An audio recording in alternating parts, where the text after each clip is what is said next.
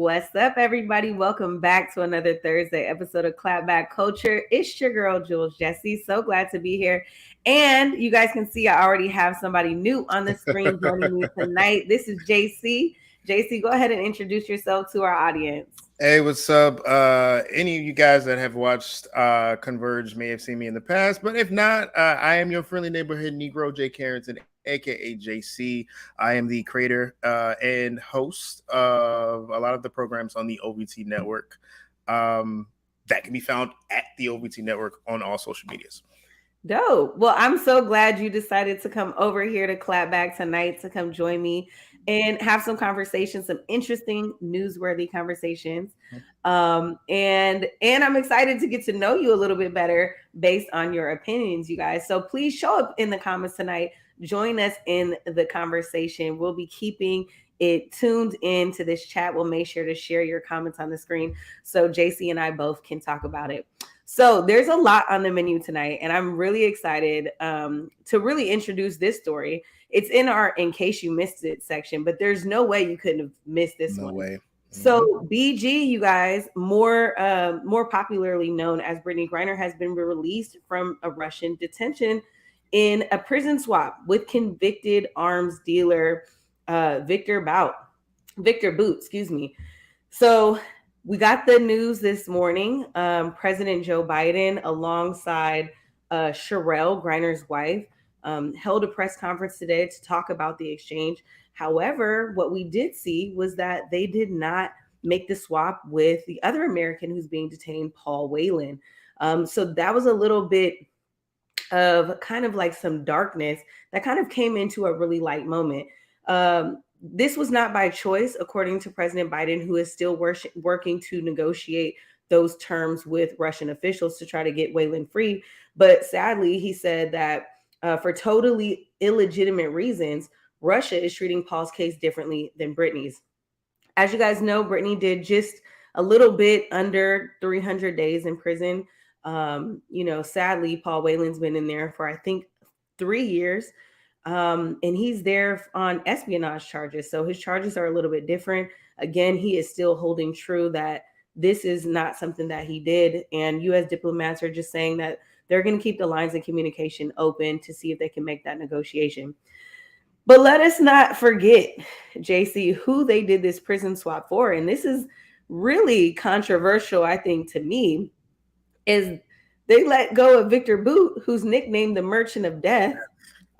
He got convicted of a 25-year prison sentence for conspiring to kill Americans, acquiring and exporting anti-aircraft missiles, providing materials to support terrorist organizations. I think they even went as far as saying that he had 10 million rounds of ammunition and 5 tons of plastic explosives. So he ain't no slouch. Like, we're swapping Brittany Griner, who had a little bit of marijuana oil, for Victor Boot, who is like alleged arms dealer. There was a movie made about him. I actually saw that movie and it was very good. There's a lot of I read that and I didn't realize that Peter Boot was the same guy that this movie was named after. Because I was like, wait a minute, this has to be the first time in like American history where America chose the black woman over a white guy. Like, I was really blown. Like, I was gonna come at it from that angle, but then I actually figured out like who he was, and I was like, oh, okay, this guy has done a lot, allegedly has done a lot of damage because he denies it all. And I sit happily in the feeling that we're getting somebody back that we need, that we love, that for all intents and purposes shouldn't have been there. If things weren't going the way they were going with this war in Ukraine, I think we all know that Brittany Griner would not have been in jail. She's been used as a political pawn. And it just and I also want to speak to the power of like social media and awareness, because if it wasn't for all of us being like, hey, bring her home, I'm pretty sure it wouldn't have happened. So I like to rest in the good in this story and not necessarily the bad. Because that's all you really can do right now. Because I'm just trying to figure out like what would happen, what's going to happen when they get Peter back. Like, whoo, Well, you whoo. mean Paul. So Uh, yeah, I agree in that when you put the jackets, when you put the jackets of BG compared to Victor Boot, there's no comparison in right, terms of their crimes. right. Um, but when you talk about these negotiations, it's never going to be a fair trade. It's never. And so when you think of, at least for me, I'm totally biased because I'm thinking about Sherelle. Like Right, I am a prison wife, so I understand what it feels like, that ray of emotion to have your loved one be freed from prison, especially for when you know that they've been wrongly overcharged and convicted. And so to understand her and know that her, you know, her wife is coming home, I get that, sis, and I'm for you. And so I'm going to continue to champion that.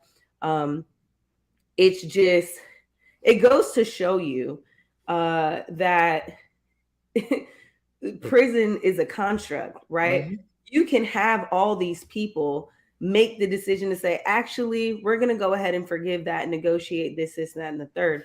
It's not real. it's not. Um, and so I stand in this place of being like, it's great that BG had the president and these, you know, these US diplomats and all these people fighting for her to come home. And I'm still thinking, you know, there's so many people here in the United States that need that kind of championship, that need that kind of assistance to come home and be free. Like, we are still killing innocent black men and mostly black men, but also just innocent people in our own prison system.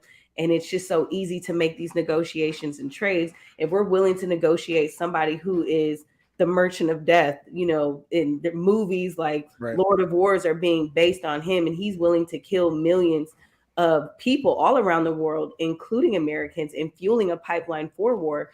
I mean, here we are to know that this is a contract that just doesn't really exist. It's just about what do we need right now. And what So is the real purpose behind incarceration? Because everybody says it's rehabilitation. Do we really think the merchant of death is rehabilitated? Like, no, I did mean, he just came out and he's like, oh yeah, no more killing, no more guns? Like, no, it's not. and I think he did about what, 11 years off his Yeah, he's been 25 here year for a sentence. while. Yeah, he's been here So for a while. 11 years off his 25-year sentence. I Hmm. mean, you know, 11 years is a long time.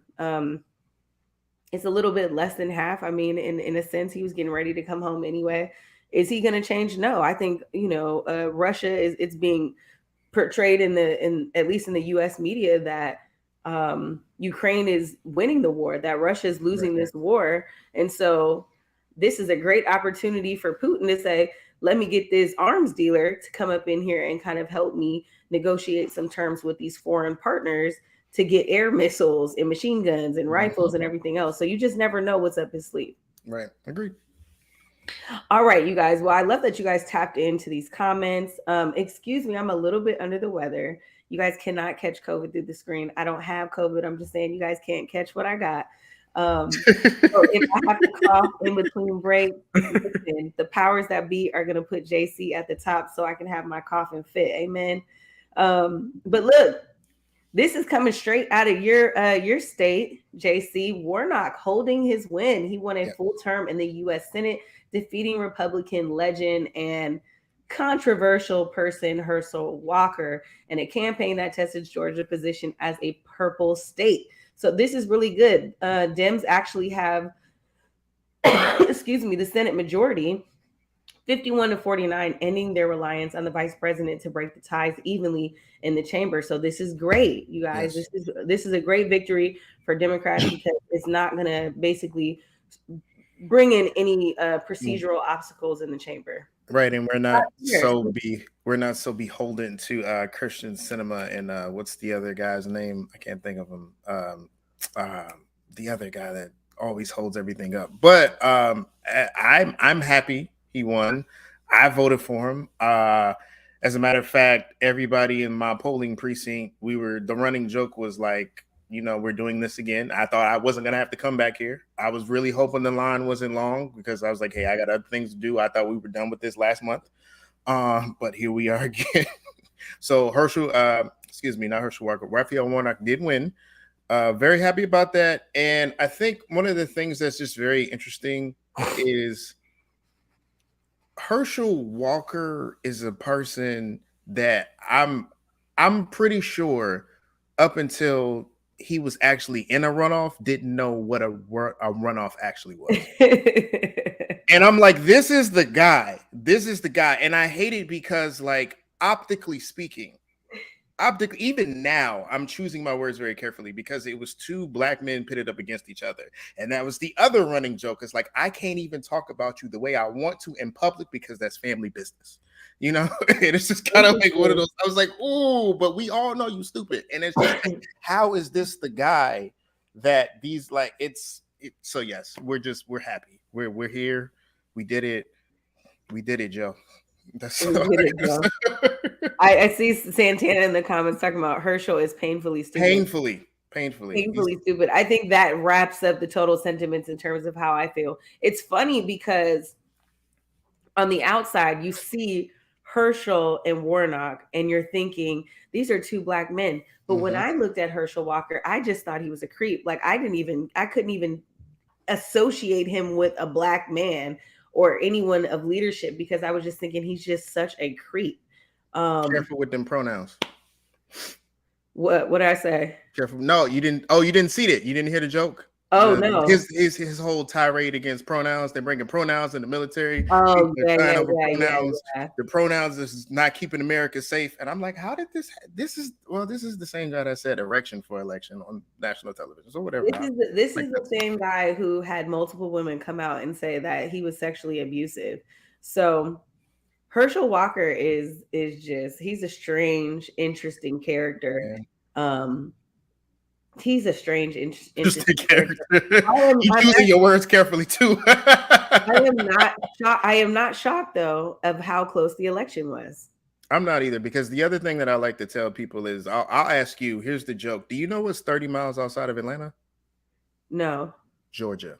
And so, like, when you take that into context, like, Georgia is not Atlanta, Atlanta is not Georgia. I literally live in a blue bubble in a really red state. And it's like, there are places that I don't even like to go when I don't venture outside too much further south of 75 or 85 than I have to, because, like, this is where I need to be. Everything else outside of Atlanta is literally Georgia. So the fact that he got so close to it doesn't shock anybody here.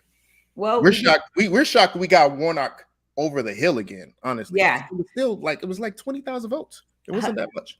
100%. That's exactly what it is. Well, congratulations to Raphael Warnock, 6 years, a full term in the U.S. Senate. So hopefully we'll be getting some good business out of him. So that's a great thing. I don't know if you've heard about this, but of course we know, you guys, there's a huge opioid crisis going on here in the United States. And officials from the Biden administration have said that they have a new platform that will allow for medical responses of overdoses to be tracked in this new portal, you guys. So this is dope. Officials are saying that this could quickly once they start this tracking the information, this will quickly help them, being EMS and first responders in all 50 states. And of course, DC, they'll have access to this portal, and they're going to be able to track non-fatal opioid overdoses. It's a preventative measure. It's something that's going to help save lives. Our guy, Dr. Gupta, is saying that we could see tens of thousands of additional lives saved, because once they see the clusters forming in these different cities or counties across the U.S., they're going to be able to say, okay, we need to get the Narcan over here. We need to see what is actually being what's happening here in this target area. So again, I know here, at least in Washington, D.C., we have a huge opioid crisis. A lot of people using fake fentanyl, or using fake, what is it called? Percocets, fake perks, and it really has the fentanyl in it. and so it's leading to higher overdoses, and so a lot of people are losing their life to this. So this is good. It's like, when people had COVID, we had this huge tracking system. It was even on your phone to say if you were in close proximity to somebody who had COVID. So we absolutely need this, and I think the administration moving this forward is key. I agree. I actually did not know that it was such a big problem up in DC. For y'all that don't know, I'm actually from DC. I still have family in DC. I still go back to DC, not as often as I should, but I mean it's a 10-hour drive. I'm not doing it. But I think, as happy as I am about this, I grew up in the 90s, and I always say, why couldn't we have this for the epidemic? Excuse me. Why couldn't we do this? I always think that I'm happy people are getting help, but I just think, like, what about then? And then even now, I think, how are we? What's the next steps after finding these people in these clusters? Are we administering rehabilitation? Are we giving them help? Or are we just, like, literally, my mind always goes here because history, America, are we literally just going to be locating people? And now it's like, okay, well, we know that this block has 100 overdoses, so let's increase our police presence on this block and then lock up everybody. Like, I don't, America still has a very long way to go to convince me that the things that they do when they do things like this is to actually help people. Like, I want to see it before I believe it, kind of a situation. So that's just me. Interesting conversations coming in right now too. I see Wendy Glenn with her comment, tracking vulnerable people as suspect. When these people get clean, it could negatively impact them if their information is stored in this Big Brother system. Exactly. I also see Santana talking about the Big Brother thing, and also healing broken wings. So it's interesting because we feel vulnerable when data is being shared.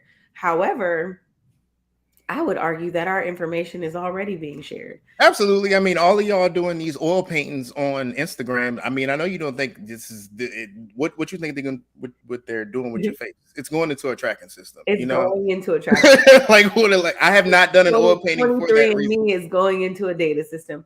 I am a person who loves data, and I love closing the gap on data. I think it does make us feel more vulnerable when that information is out there. But I would also argue that we're so beyond that. Right. If you have a Facebook account, we are not off the grid people. So tracking this, I think, has nothing to do with any, huge scheme that isn't already happening. Okay. Oh, because you finished it. I thought you were going to period. I don't think it has any. Okay, yeah. No. But the other thing that I because I like to play devil's advocate, right? We do have issues with our data and being tracked. However, we don't have an issue when we share our Spotify Wrapped. So I think it just depends on what the usage is. Like I said, I as happy as I want to be about this government tracking system for opioid overdoses and so on and so forth, I know this country, I know history, and it's never good. Like it never it seems good at the forefront, but it's like I would just rather do it the old-fashioned way. Again, like where's this data going to be used? How exactly is this data going to be used? How long is it going to be stored? What are going to be the legal protections and or ramifications for breaking those protections? Like, what's the what here? Like, this is too broad. It just Well, I'm hopeful that it's going to allow for the distribution of medication that can reverse opioid overdoses. That is the intention of the plan, is to say, once we can track and find these people, we are going to be able to have a log that said this is where the rise in overdose incidents are happening. What is, then research can say, why is there a cause for this rise? It's like a study in a sense. Right. What is the cause for the rise? And can we get the medication that reverses opioid overdoses to this particular region? And perhaps track how that, these drugs are coming into our country. So that's me being optimistic. Of course, we have our worries, but we can talk about this all day, JC. Let's move on. I know you heard about this case.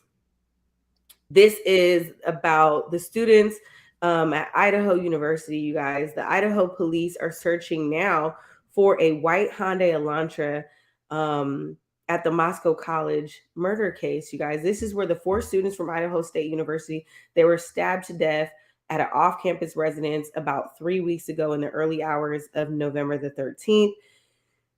The police are saying that detectives want to speak with the occupants of a white 2011 to 2013 Hyundai Elantra that was near the off-campus home where the four college students were killed. They don't necessarily give us much more information like that, but this is one of the biggest tips that we've had in the last 3 weeks. The investigators are saying that they believe the occupants of the vehicle may have critical information to share regarding the case. To date, JC, these numbers are crazy. Authorities have said that they received 2,600 emails, 27 phone tips, over 1,000 digital media submissions since the investigation started, and they still have not identified a suspect or a murder weapon. So we need something. The four people that were these young adults that were killed in this, it's heinous. Um, the medical examiner reports have come out and have said that they believe the killer went to the third floor first and killed the first two girls that were best friends. One allegedly had more like brutal injuries than the other, and then moved to the second floor and killed the boyfriend and girlfriend couple. Um, and then I guess maybe didn't get an opportunity to go to the first floor to take care of the last two roommates who were there in the house during the crime itself. So Thank you this for is clearing that up. it's a small town, so this is small college town, no information. This is just a new break in the case.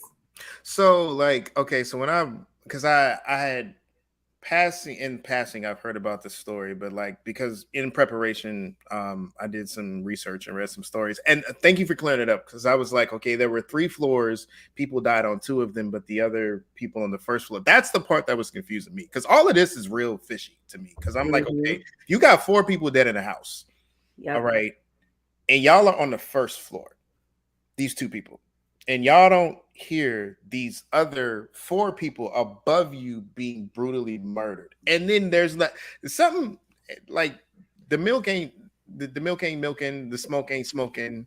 Like I The just, math this is ain't not, mathing. the math ain't mathing. Like I'm just like, how are the 2 people on the first floor, the ones that miraculously lived, how are they not prime suspects? Like how are they not? I'm just, and like, how do you? This is a small town. How does a person go in this house, kill 4 people 3 weeks ago, and nobody knows anything? Like, Yeah. this is like the police don't have a shred of evidence. The mom was on TV talking about, I learned more from the TV than I learned from the police. I'm like, wait, something like this is not, this is giving, it's Netflix, you know, it's Netflix 3-part series. I think we all knows how this ends. I'm just like, how my mind automatically goes to the people on the first 2 floor. There is no way that you hear 4 people being killed above you and like that yeah. Yeah, and you got to think the way in which they were murdered, a stabbing death, Right. right? That's a It's very brutal. intimate way to take Yeah. somebody's life, right? Is to stab someone to death. And it's Um, not quiet. It's no, not quiet. it's not a quiet. It's not a quiet death. But if you think about it, right? Like I lived on campus and I'm a hard sleeper. I I don't think know you if I would have heard. I don't know if I would have been woken up by that, especially if you had been out drinking and you're passed out. Like you could have been blackout drunk and you didn't hear anything. You know what I'm saying? It was a Saturday night. This happened in the wee hours in the morning. You may have just hit the sack.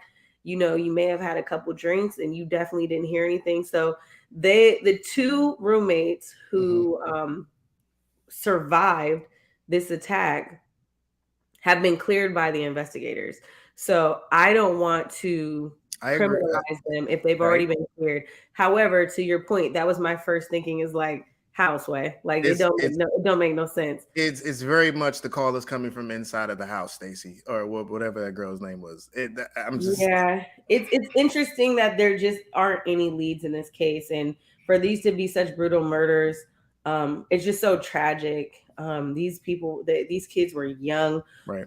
The young man who passed away, he was a triplet. He had a brother and sister who both went to the college with him. The two girls were childhood best friends.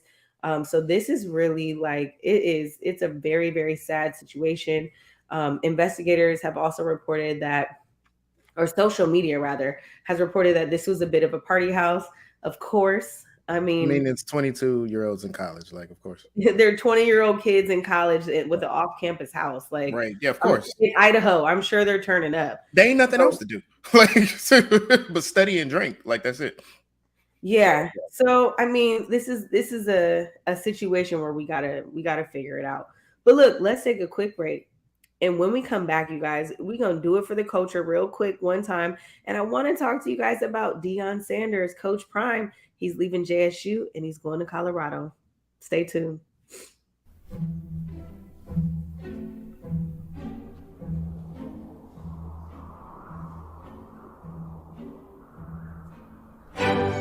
A world of wonder awaits at Pacific Northwest Ballet's The Nutcracker. Treat your loved ones to the Northwest's favorite holiday tradition at Seattle Center's McCall Hall. Tickets start at $27. Visit pnb.org. COVID-19 hurt my income, my health, and my family. We were about to lose our home when we heard we might be eligible for homeowner assistance funds from the government.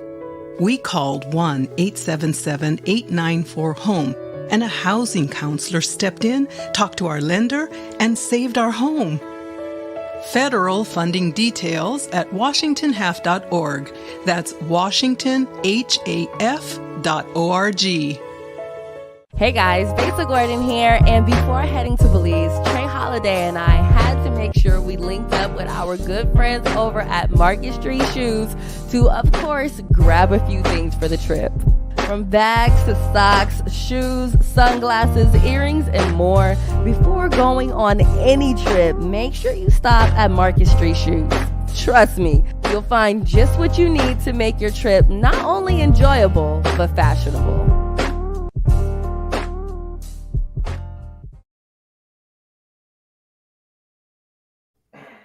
All right, y'all. Welcome back to Clapback Culture. It's your girl, Jules Jessie. And I'm co-hosting today with JC, you guys. And listen, I know you guys heard the news. It's a sad day for Black colleges, especially Jackson State University, because Coach Prime, aka Deion Sanders, is leaving the team to go to Colorado. You guys, he made the deal. It's a 5-year deal for $29.5 million with an average payout about almost $6 million a year. He's also taking his son with him, Shadur. I hope that's how you say his name. Shadur Saunders. He's the quarterback. So he's leaving the team, Jackson State, to go with his dad. Of course, he's taking Travis Hunter, who is a cornerback, who was highly recruited in the season, who forfeited going to Alabama to come to Jackson State to be with Coach Prime. He's taking Kevin Coleman Jr. He's a wide receiver. He's taking Niles Gaddy, who's an edge rusher, and he's taking Sevion Wilkerson, who's a running back. So the school said that they don't have the money to pay him right now, but they are absolutely in this coin. But I have my sentiments about this, and I am a graduate, alumni of Norfolk State University, so I'm a proud HBCU graduate, and I cannot fault Deion Sanders for going ahead and moving to this Pac-12 school and taking his kids with him, right? I can't really fault him for that. He is, securing the bag for himself. There is no graveyard for coaches. And when we talk about elevation, we really need to encourage elevation. He came to Jackson State University and gave them a new template to say, like, you guys can be anything and do anything. Now, of course, will that be the case when he leaves? Probably not. But, he took them all the way to a championship. He gave them 3 years. And I think he changed the lives of a lot of young men that were a part of his program during that time. So it is a sad day for JSU and for students that had made the decision to go to a HBCU or to go to Jackson State University to be under his leadership, because now they may not have the same opportunity just due to having access to get into the school. But I understand the move. And for that, I commend Deion Sanders for taking that move. And I encourage more former athletes, especially black athletes, to take opportunities like making a $300,000 a year salary at Jackson State University or Norfolk State University or Hampton or Howard, and changing those schools to get more athletes recruited into our HBCUs, and kind of changing the dynamic the same way that Coach Prime has invested in these kids. So it's interesting. What are your thoughts on this, JC? So explain to me, because I wasn't clear on one part. Does Colorado have the 30 million for Deion, or are they working on it? They working on it. Okay. They are working on it. Because I'm just like, so what?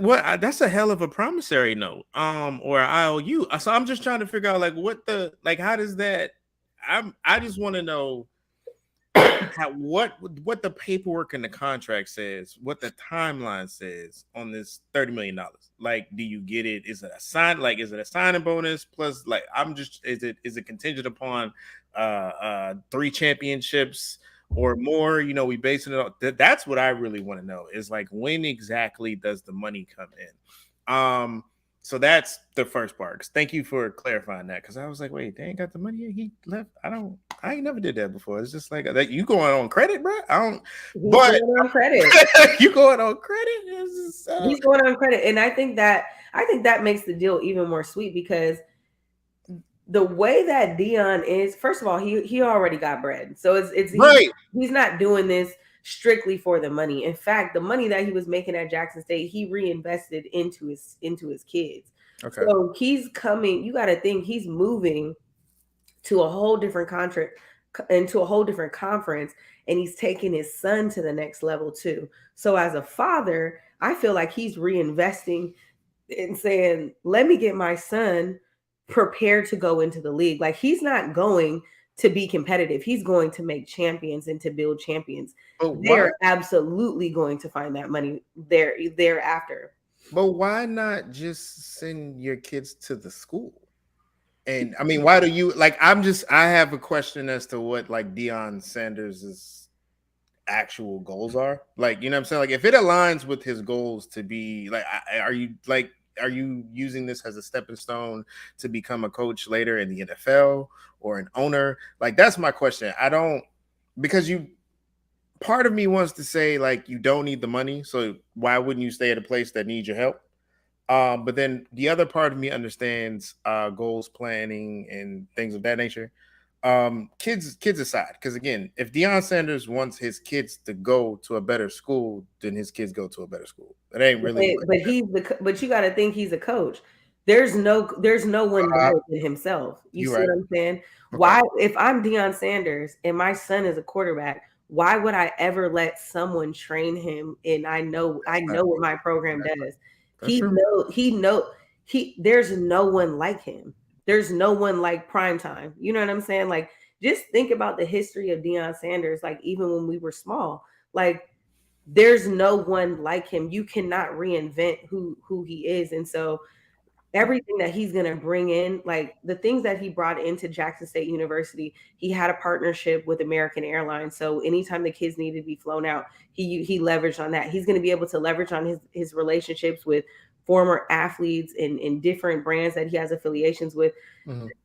Jackson State never had that many uniforms. Like, Oregon, I think, was the only school who had that many different uniforms. I mean, he's changing the entire program. So when you think about athletics, especially college athletics, it's programming that's involved. And students are, they're building wealth for that school. It's a business. Right. So Deion, to your point, is cashing in on credit and saying, oh, don't worry about it. I got this. He transformed Jackson State University when nobody was talking about HBCUs when nobody was talking about HBCUs in football, and people are actually tuning in, whereas before nobody was. They always had airtime, like you could always try to find them, but it wasn't until primetime came in that we actually saw this. So I think it's an incredible move for him.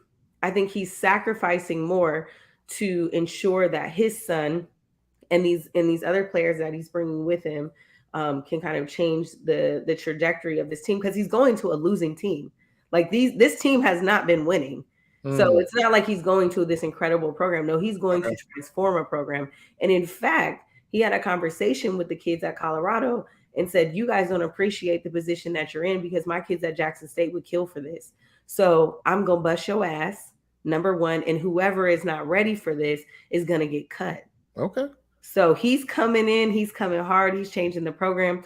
I think the Black community, feels that he owes Jackson State something, he owes HBUs something. And I feel like he doesn't owe anything. He came, he saw, he conquered, and he's moving forward.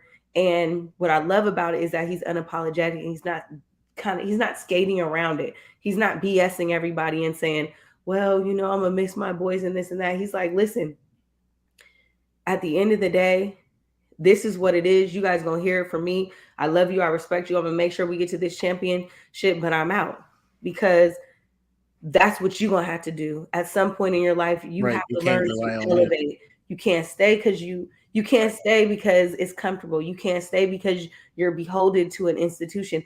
Deion Sanders is not beholden to Jackson State. He's not beholden to anything. And so I love the freedom in that. And I think he's teaching them a more adult lesson outside of football, to say that when an opportunity comes, you need to take it. And there's still a transfer portal, right? So he had a conversation with the kids, and he's like, don't jump out here and put your name in that transfer portal, because you might not get picked up. So I just hope more Black players follow in his footsteps, because if we don't have more players like Deion do what Deion did, then our schools are never going to be able to compete the same way that PWUs are, right? Because historically underfunded, and all the things that we know. So that's my one hope, is that other people, Deion did the work, Deion kicked in the door, hopefully more people follow through, now that he's made a path.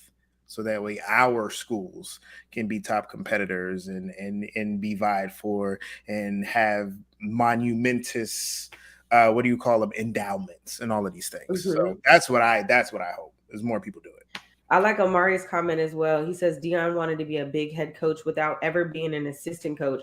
He went from high school to Jackson State to now Colorado, all of that, all as a head coach, almost unheard of. And I never pieced that pathway together, but that's important to remember, because he's also, there's no one with confidence like Deion Sanders. Like, he walks with so much confidence and intensity that he's not going to settle. So I love this. I also agree with Wendy, who says that he brought more than he left in the way of partnership. So he's leaving more at Jackson State University than Jackson State University could ever bring to him. And so, it is what it is. Black people just got to chill on this. He's not doing it for the dying children. He's moving on. And also, sorry to cut you off. Also, I want to give a shout out to Nashley, because Nashley is, she's not a director. I forget her title at Amazon, but she was the person in charge of bringing a state-of-the-art technology facility and training program to Jackson State. So within the next, I think 5 or 6 years, is going to be like this sprawling campus to teach all of the underserved community kids, because I don't know if you've ever been to Jackson, but ain't nothing there. There's nothing there. There's nothing there. So she's bringing a bunch of resources. She's bringing business. She's bringing Amazon, however you feel about that. But, she's bringing a bunch of good things to that town. So, more people do the same thing. Please, somebody. So, please. And I think that goes to what Harry Jefferson said, in that Deion paved the way for other ex-NFL Black players to be Black coaches at our HBCU. So Bring the resources, you guys. Yes. Dion can't stay, but that doesn't mean you can't come. Okay. Well, look, let's take a quick break. And when we come back, I want to talk to you guys about Courtney Clenny. You guys, she was denied bail. You guys, if you guys don't remember, she is the one who fatally stabbed her boyfriend to death in a Miami penthouse. Oh, that was her. Okay. I was trying to figure it out. Okay. We're going to come back and we're going to talk about it. Stay tuned. You're watching Clapback Culture. Join us this holiday season at the Fifth Avenue Theater and feel the power of love overflowing with The Wiz. Filled with soaring soul and R&B songs, it's an effervescent explosion of music, dance, and magic your whole family will love. Ease on down the yellow brick road with Dorothy as she learns home isn't really where you live, it's who you love. The Wiz at the Fifth Avenue Theater, November 19th through December 23rd. Tickets at fifthavenue.org. Hey guys, Basic Gordon here, and before heading to Belize, Trey Holiday and I had to make sure we linked up with our good friends over at Market Street Shoes to, of course, grab a few things for the trip.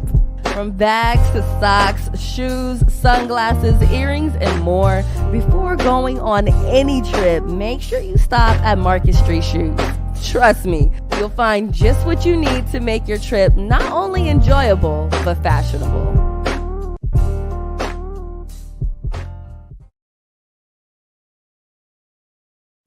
COVID-19 hurt my income, my health, and my family. We were about to lose our home when we heard we might be eligible for homeowner assistance funds from the government. We called 1-877-894-HOME, and a housing counselor stepped in, talked to our lender, and saved our home. Federal funding details at washingtonhaf.org. That's washingtonhaf.org. All right, y'all. Welcome back to Clapback Culture. We would not be doing it for the culture, you guys, if I did not bring this topic to you. So, social media model Courtney Clenny will remain in jail as she awaits trial, accused of fatally stabbing her boyfriend. A judge denied her bond after state prosecutors argued that she was a flight risk because of the money that she made on OnlyFans. Now, I know you guys are thinking like she probably couldn't make that much. First of all, look at her. She don't even look the same. She's unrecognizable. It's giving Ronda Ramsey for me, but she is unrecognizable. She's taking prison life hard. Listen, OnlyFans was really paying her out, you guys. It was reported that she has over 2 million followers, and she earned $900,000 in 2020 during COVID, baby. Mm-hmm. And the next year after that, 1.8 million. So they're considering her a flight risk. Now, look, JC, I know you got a lot to say about this, but before we do, I have got to play you this clip. It's a little bit long, you guys, 3 minutes and 44 seconds, but I want to play the whole thing because I want us to be reminded who we are talking about. Okay, remember, they tried to paint her as a domestic violence victim, but I would say that she is the culprit. Let's take a look. The model who decided to kill her then boyfriend, she was not arrested, and then finally after months, she was. Let me take you back to one of the videos that sparked the investigation to move to arrest. Here it is. Okay. This came out obviously after the killing, where she claimed it was self-defense, that she was not violent against her mate. Clear evidence, the history says otherwise. So this is just one vicious attack that surfaced after they refused to arrest her for murder. Now, eventually she did get arrested. The forensics did not check out. The evidence was contrary to her statement. But even with that, many still believed that she in fact was operating in self-defense, which we said from day one, utterly insane given the facts of the case. And then this came to the forefront. Here it is.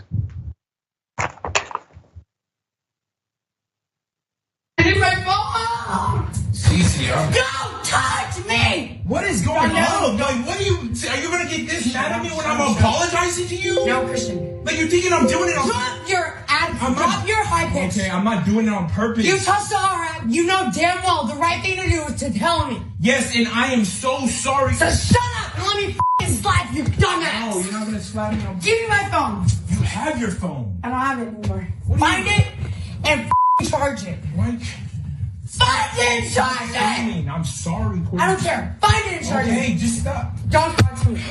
Man. Yeah, man. Oh, man. Because I'm telling you, I'm sorry. It's like hard. Find my fucking phone and charge it. I don't know where your phone is.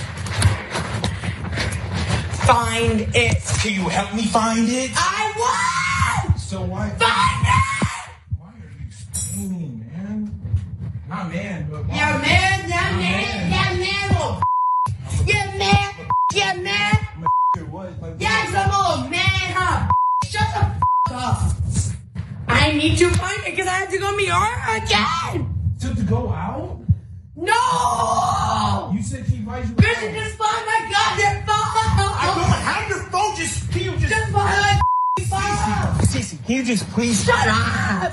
Please. Shut up! You went to go fucking talk to her without talking. I didn't go to go. Yes, you did. You always want to fucking you fucking asshole. Courtney, I was You on. literally told me about it, and I was like, damn. What are you You talking? are son. I didn't go to talk to You are Ara. not there. I was going on a bike ride. Like, what the? Get off of me! Me going to talk to Ara is just gonna make you act like this? You literally talked to her without telling me! Courtney, I was on a bike ride and she passed me and I said hi. You and Courtney are having a live chat. My bad, I forgot to tell you that. That doesn't make you to act and call me a.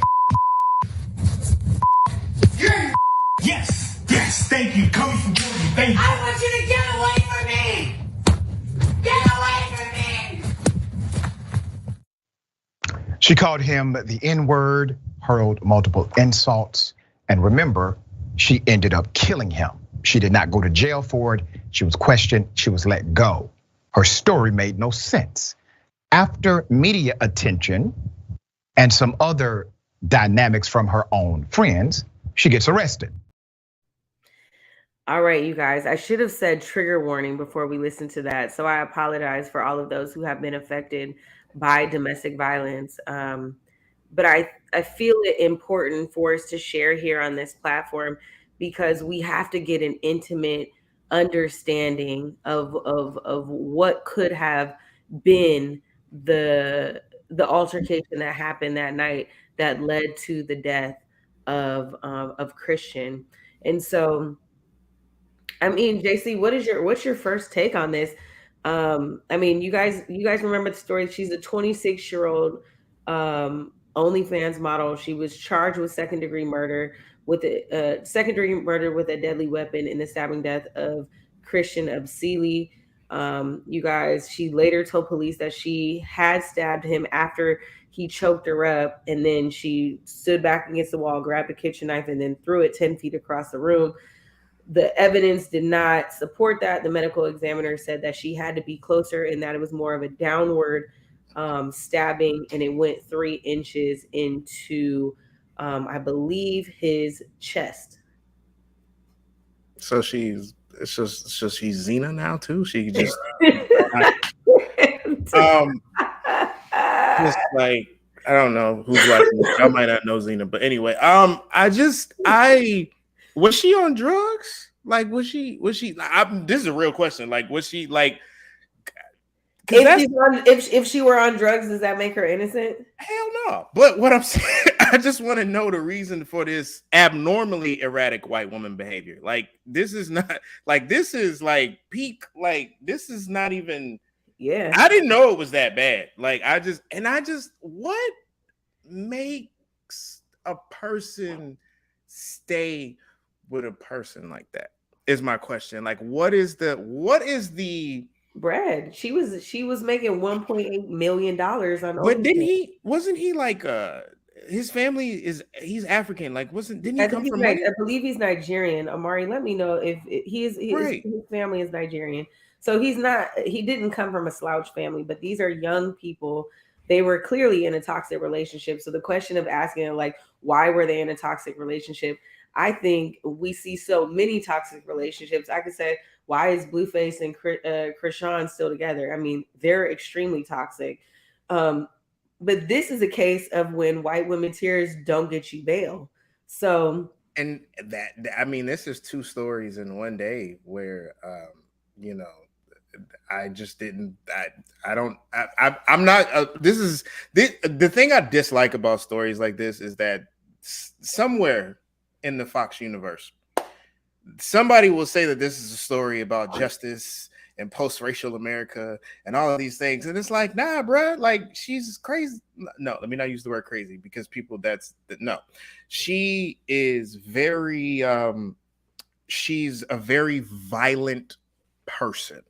100% And that agree. is clear. And I'm just like, I'm amazed. I have not heard any of that. Like, I didn't know it was. I saw the elevator fight, and I But was to like, hear it, bruh, I was like, he is, because he caught himself.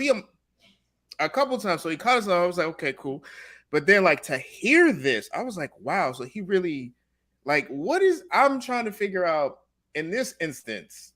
you know what go ahead. Go ahead. No, You know what it sounds like to me when I listened to it? It felt very much normal to him.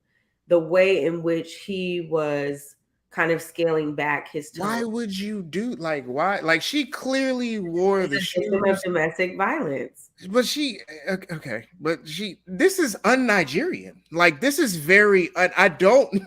I don't know any Nigerian men. Like, who is he? Like, what?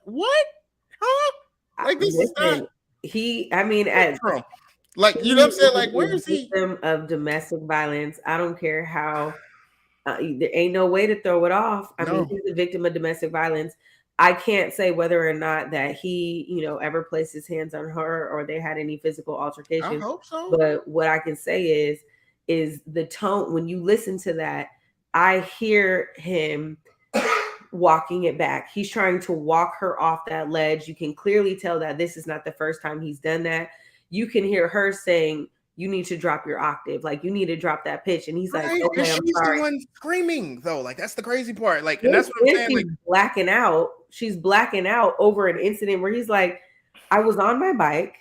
I bumped into this girl. I said, hey, and I kept it moving. And I don't understand why you're getting so irate over she's yelling at him because she can't find her phone.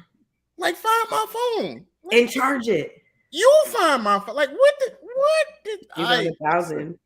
Mama Harriet says, no different from all the stories of black men dying because of white women. Yeah. Well, this is a literal one. But just, not by proxy. Like, this is a white woman actually killing a black man and then thinking that, white woman tears will save her, which, again, I am very surprised that they didn't. Maybe it's because of I guess her story was literally just so horrible. Police, medical examiners was like, nah, bro, we can't. You couldn't, like, you couldn't have let him hit you once. Like, nothing. Like, I'm literally blown away by the audio. You got me on that one. Like, you did not. I didn't see that one coming. Like, I was, that was tough to listen to. That was very tough to listen to. Like, because you can literally hear it in his voice. Like, he is used to it and scared at the same time. And I don't. Maybe scared of losing her, scared of breaking up.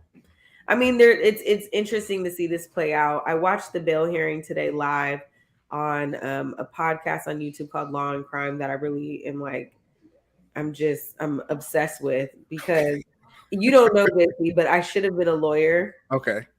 So I'm like obsessed with the courtroom and obsessed with just like watching this kind of stuff play out. I'm actually quite surprised she didn't make bail.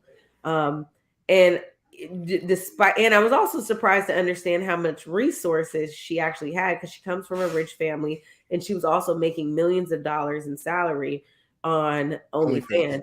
Imagine if she were to be released, she would absolutely jump back on the platform and she would be skyrocketed into fame, because people would be so interested to see her and really understand like where she's at. I don't know what she does on OnlyFans, but if she's giving sexual shows or whatever, people are going to absolutely buy into that, even knowing that she's on trial for murder. So Wendy's comment alludes to something that I thought and I wasn't going to say, but I'm just like, if she were black, like, the narrative around black women is y'all are too strong, y'all are too loud, y'all are too this, y'all are too that. And I'm like, in any other color woman, these things are praised. right? It's not that she's too loud. She's just opinionated and strong. It's not that she's too whatever. It's just that she cares about me. And I'm just like, what did I say in the comments? I'm like, he should have just dated a black girl. Like, none of this would have happened. Like, none of the, oh man, like it. But you saw his, okay, so if you remember, and I'll refresh your memory.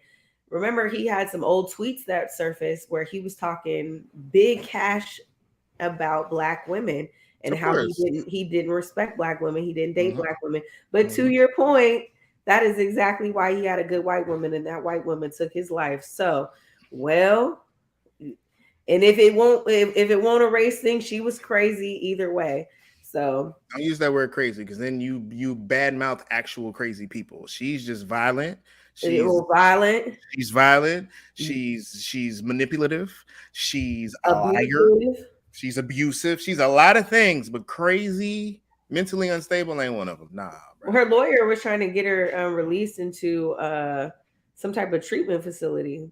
Lawyer said, the judge said, absolutely not. They don't make treatments for exorcism. You can get that in jail. Omari, can you put that overlay up one more time? I want to see our good sis turn into Rhonda Ramsey. I was like, that's not the same girl. That is not the same girl. That is not her. She looked like a whole different person. Rhonda. Boy. What's she going through in there? A lot. and is she in Miami? She's in Dade County. Is she? Listen, I hope she goes in there with that energy. She better go in there with energy, get it in. With all them black and brown women, please. Oh, they not gonna play with her. They're not gonna play with her. All right, y'all. Well, listen, that's our show tonight.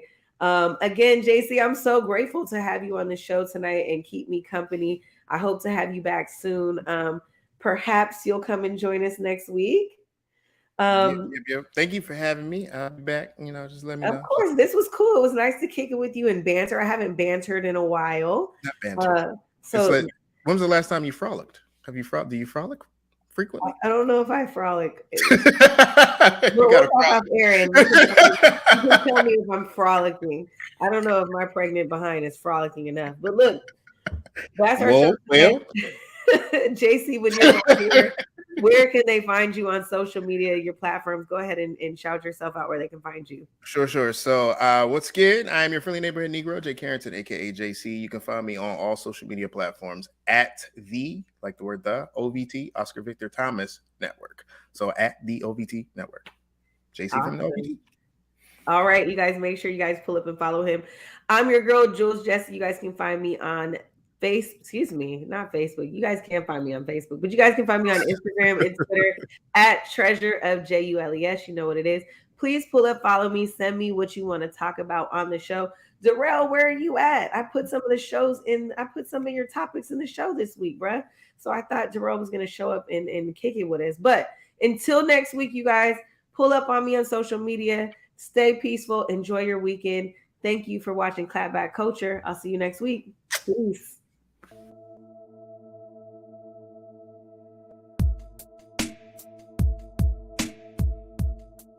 Converge Media produces culturally relevant content for Black and urban audiences. Our coverage is raw, transparent, and objective, praised by community leaders, government officials, and residents. Support Converge Media today via Venmo, Cash App, or PayPal at Converge Media.